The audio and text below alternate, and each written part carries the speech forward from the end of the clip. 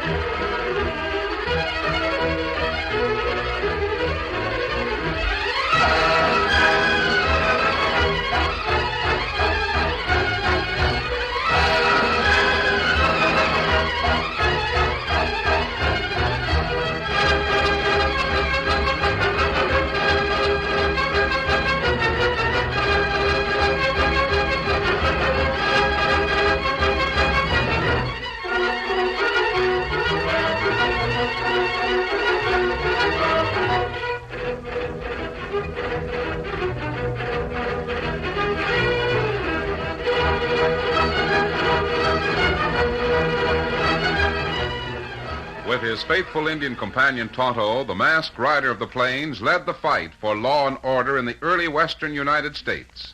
The stories of his strength and courage, his daring and resourcefulness have come down to us through the generations.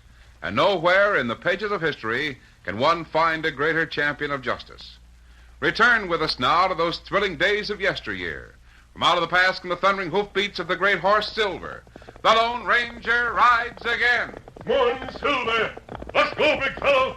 Hi-Yo Silver! Ahoy!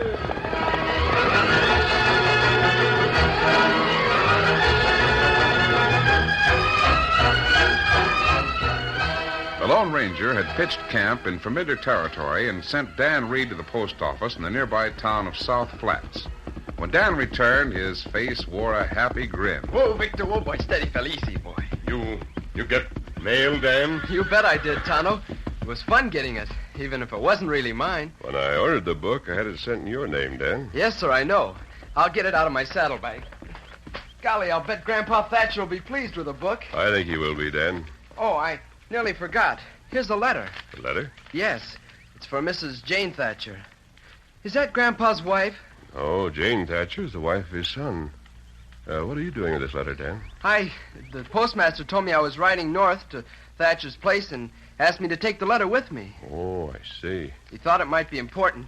Here's the book. Fine, I'll unwrap it. What about the letter? We'll keep it in your pocket and be sure to deliver it. Right. Golly, I wish you and Tana were going. We'll join you at the Thatcher's in a few days, Dan. As soon as we find out why the Padre wants to see us. Oh, here. Let me read something, Dan. This is old Jeb's favorite. Oh? In the Grampian Hills, my father tends his flock. A frugal swain whose constant care were to increase his store and keep his only son, myself, at home. Golly, I like it, too. The last time I saw Jeb Thatcher, I promised to try to get a copy of the play that has a speech about the Grampian Hills. You see, he likes to call the hills near his ranch the Grampian Hills. He does? Never knew a man who loved this country more than Thatcher. He's one of the men who fought to settle it. That's why I want you to know him, Dan. I'm sure looking forward to it. He'll tell you some great stories. Him spend most of time telling stories to Jack. Who's Jack? Oh, that's his grandson. He's about 7.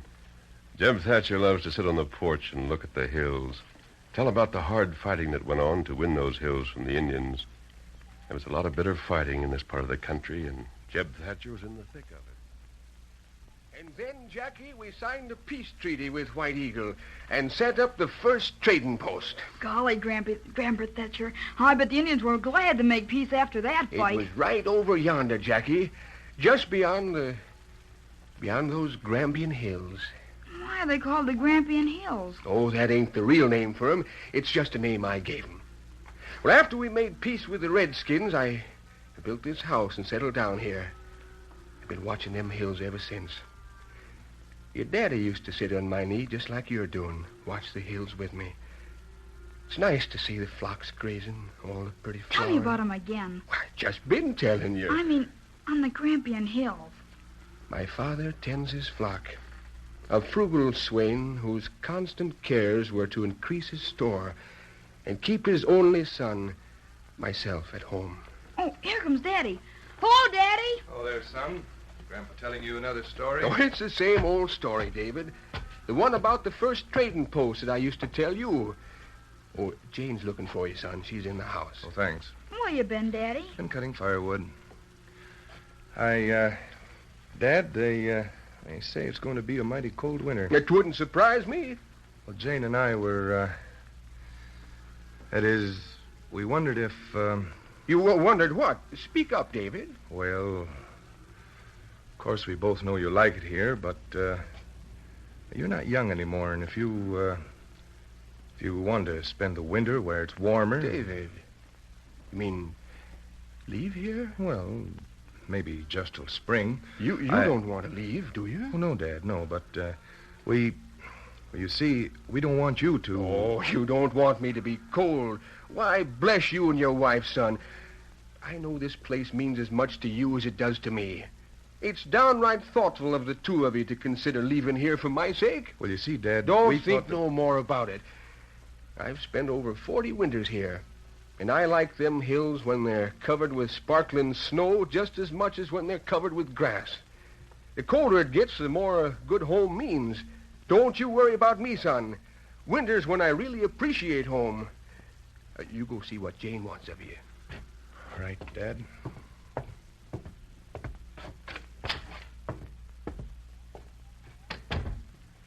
Jane, Well, David, did you tell him? I couldn't tell him we meant to send him away. Jane, this place means everything to him. Nonsense. David, as soon as my sister writes that she's made arrangements for your father to go into the old people's home, he's got to leave here.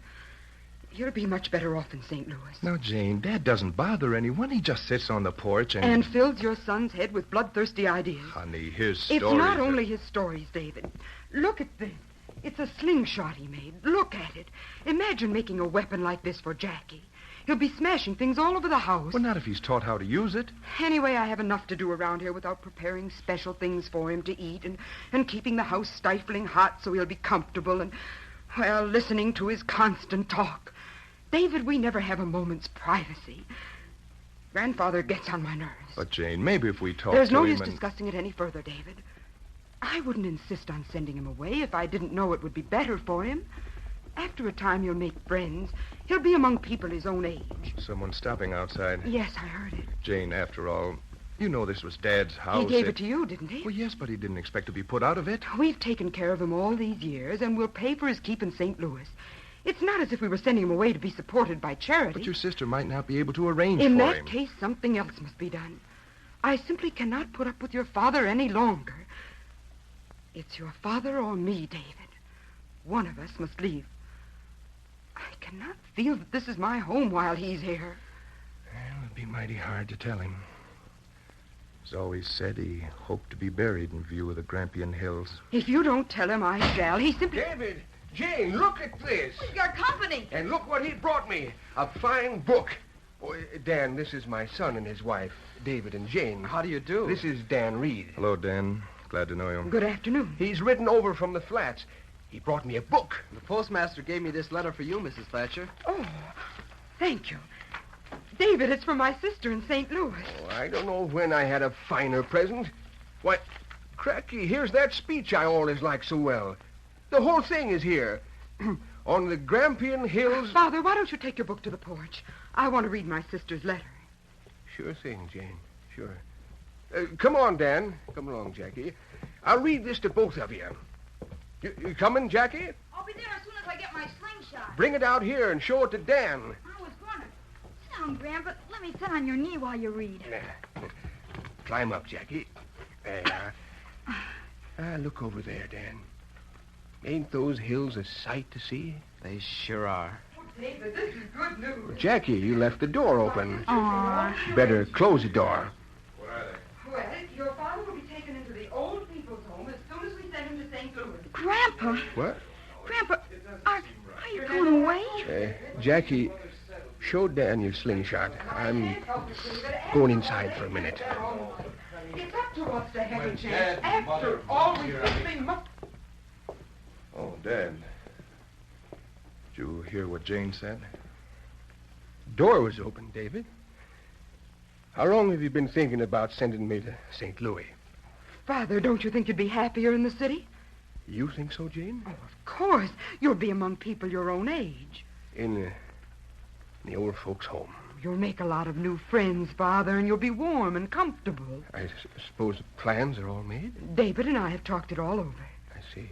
I tried to tell you, Dad. David, would it make you happy if I go? Well, we don't... It will make us both happy to know that you're being given better care than we can give you, and to know that you're warm and among friends. This won't be just for the winter, will it? By spring, you won't want to come back here. You see if I'm not right. Maybe we can bring Jackie to visit you sometime. All right, Jane. I reckon it will be nice being with people my own age. There. You see, David? I told you Father wouldn't mind. There's a stage out of South Flats tomorrow. What? It makes a connection with the train. Tomorrow? I'll help you get your things together, Father.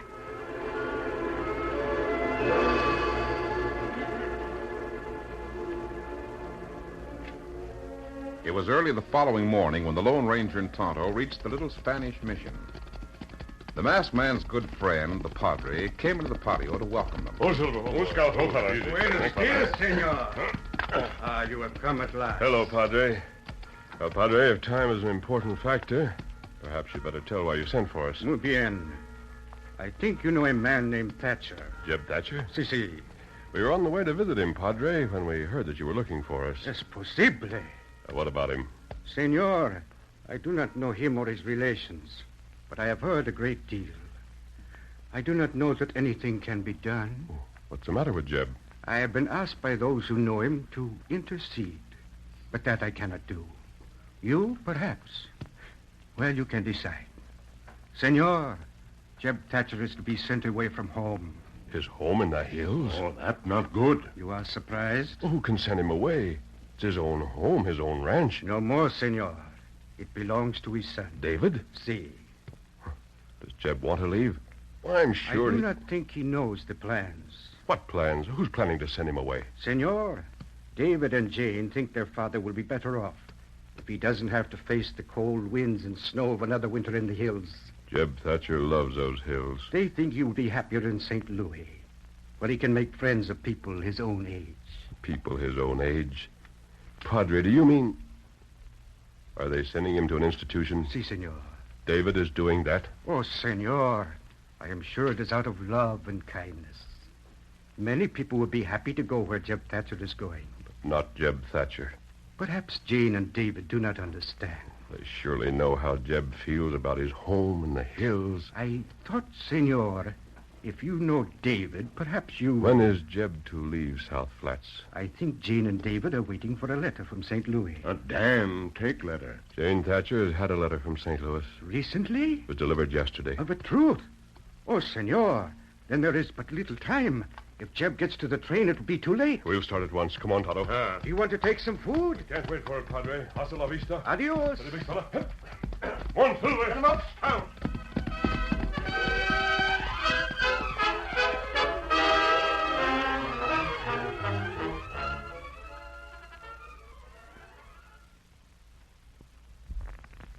The curtain falls on the first act of our Lone Ranger story. Before the next exciting scenes, please permit us to pause for just a few moments.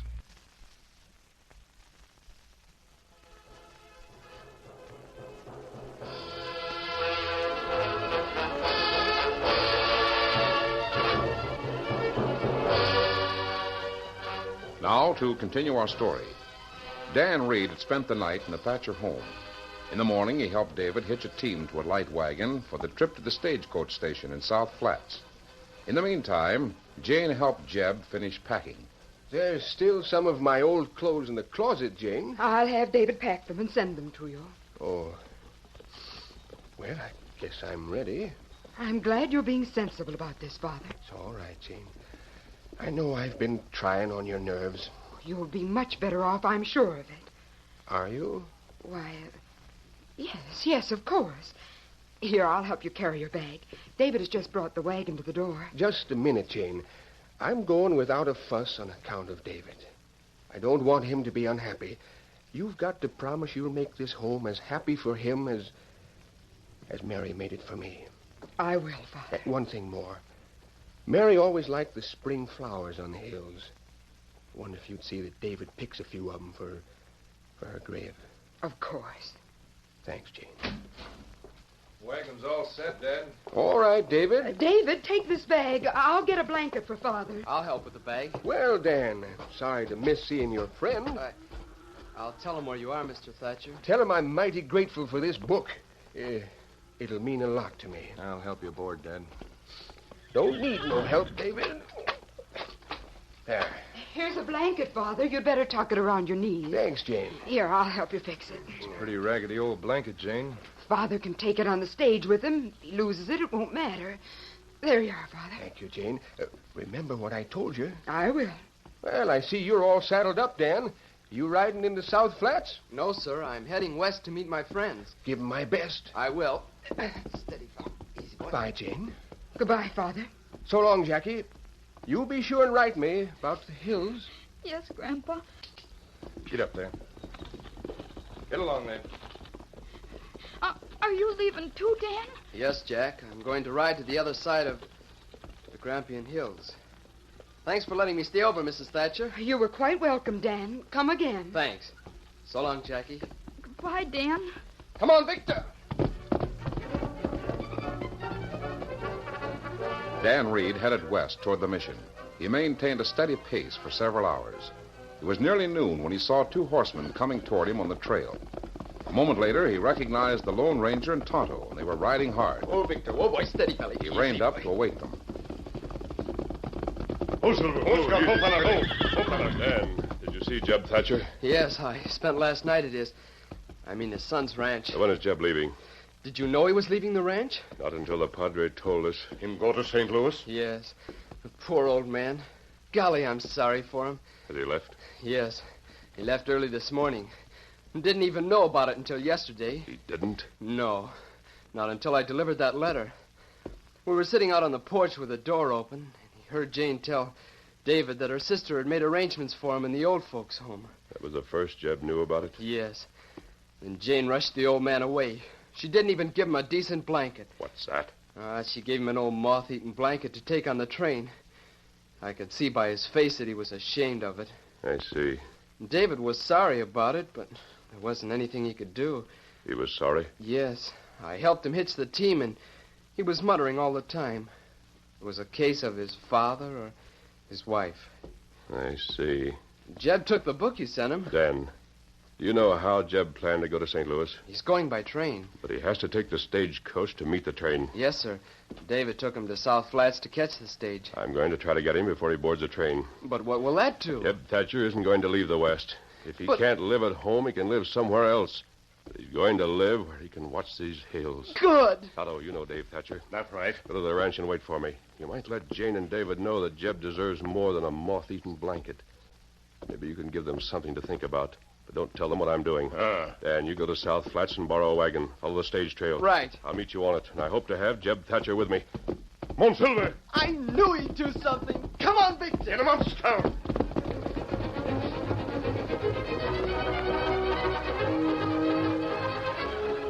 Jeb Thatcher was the only passenger on the stagecoach. The old man, his knees covered with a faded, patched blanket, clutched his new book in blue-veined hands as he gazed at the faraway hills, barely visible in the purple haze of sunset. It's worth it, if it makes my son happy. They sure are pretty in the sunset. The Grampian Hills. On the porch, Dave sat in his father's place. He, too, watched the hills at sunset. As he heard the lowing of the cattle on those hills, On the Grampian hills my father tends his flock, a frugal swain whose constant cares were to increase his store and keep his only son, myself, at home. At home. Daddy. Hello, son. Come on out here and sit with me. What have you got there? Your slingshot? This is the one Grandpa made for me. I like it better than anything I ever had. Yeah, I thought Mother took it away from you. She just gave it back. She said I could have it. Oh, I see. Did Grandpa make you slingshots when you were little? Yes. Yes, he did, Jackie. He made dandy ones. What's Mother doing? Nothing. Nothing. She's sitting at the window, watching the hills. I want to see her for a minute. Will you stay here? Mm-hmm.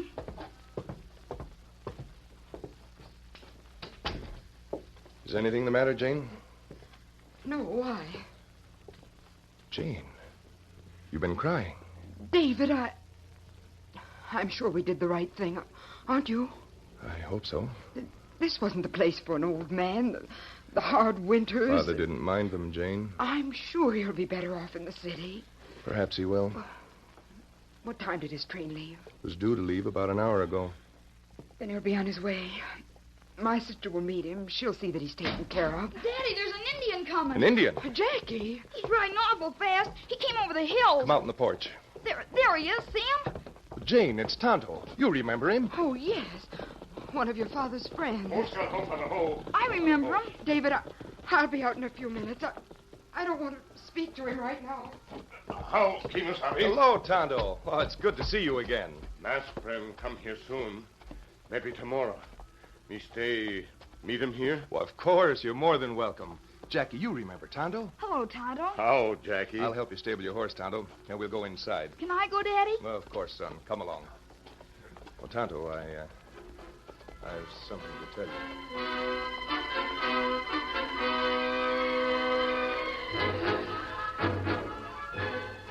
Dave Thatcher slept uneasily that night. His dreams were tortured ones, filled with visions of his father among strangers whose interests were different. Singapore? Why, sure I touch Singapore. Where's a seafaring man that ain't? But speaking of foreign ports, take Hong Kong. Blast my scuppers, there's a city. You been there, Thatcher? Me? No, Skipper. I'm from the West. Do you like hills? Hills? Ah, give me a rolling pitching deck with a salt spray in my face. There's a poem about the hills. On the Grampian Poem? You want a poem, Thatcher? Well, here's one. Far o'er the restless sea we roam. We long ago became as slaves with ne'er a thought of going home. Dad. Jane, too, had uneasy dreams that sprang from a troubled conscience. She saw men laugh.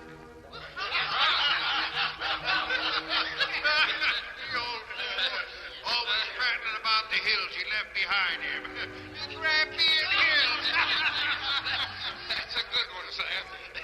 Hey, Thatcher, come over here. Stop dreaming and come and tell us about them hills of yours. This'll cure him. Here he comes. You call me? Tell us about them hills. What do you call them? Really want me to? Sure thing. Go ahead. Let's hear you recite. Thought you didn't like to hear about the West. Go ahead, recite. On the Grampian Hills, my father tends his flock. That's the ticket.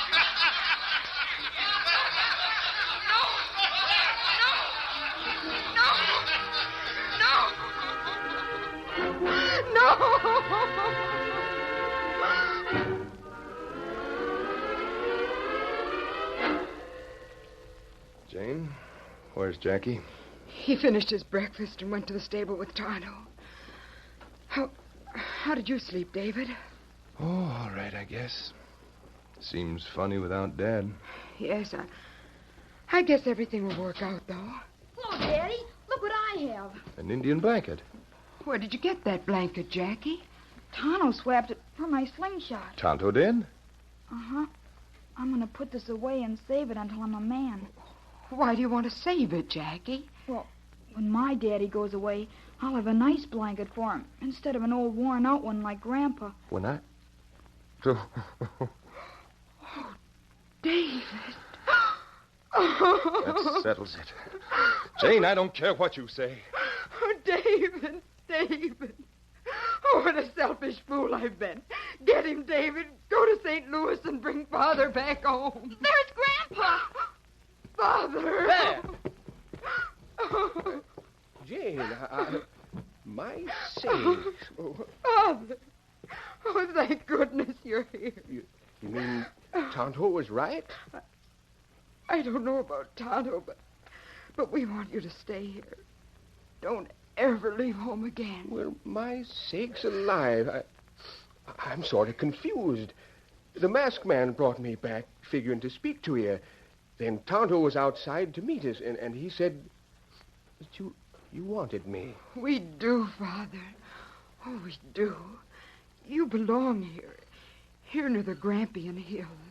Jane, that's the first time you called them the Grampian Hills. On the Grampian Hills, my father tends his flock, a frugal swain whose constant cares were to increase his store and keep his only son, myself, at home. Jane, you learned my favorite lines. Oh, Father, I'll never forget them.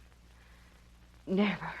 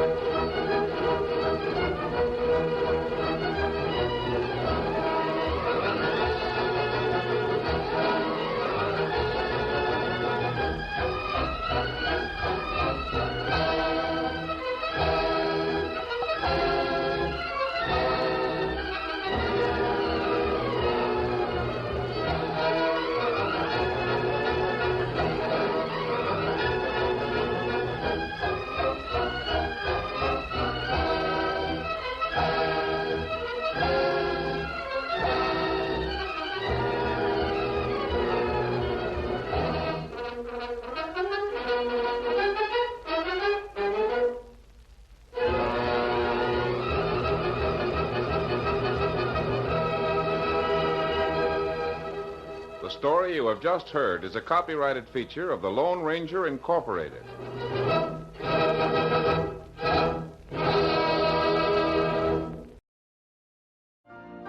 You've been listening to the OTR Gold Network. Find more classic radio at otrgold.com.